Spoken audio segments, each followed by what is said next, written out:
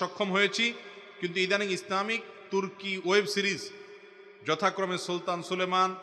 Ertugrul Gazi, ক্রুলুস Osman ইত্যাদি serial দেখতে আসক্ত হয়ে গেছি। এ বিষয়ে শরীয়তের বিধান জানতে চাই। ভাইরা আমার, ইসলামের ইতিহাস জানা অনেক গুরুত্বপূর্ণ, কিন্তু ইসলামের ইতিহাস জানতে গিয়ে যদি আপনি ফিল্ম দেখতে হয়, আর সে ফিল্মে যদি নারী পুরুষ সমান তালে অভিনয় করে এবং পর্দাহীনতা থাকে, অশ্লীলতা থাকে, সেখানে যদি মিউজিক থাকে, সেখানে যদি হারামের উপাদান থাকে এবং সেটা দেখতে গিয়ে যদি আপনাকে হারাম জিনিস অবশ্যই দেখতে হয়, অ্যাভয়েড করার সুযোগ না থাকে, তাহলে ইসলামের ইতিহাস জানার নাম করে সেরকম ফিল্ম দেখা জায়েজ হওয়ার সুযোগ নাই।